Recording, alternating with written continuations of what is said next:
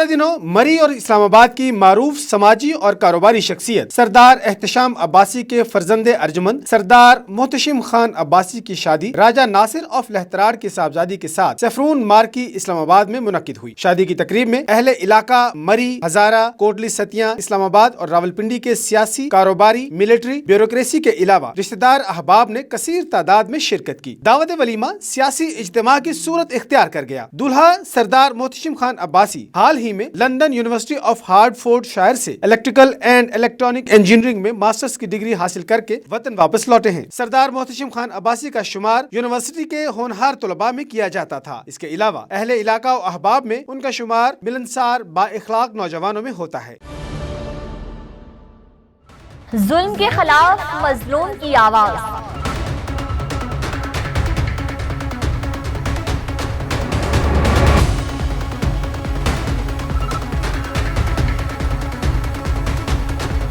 आपकी उमंगों का तर्जुमान।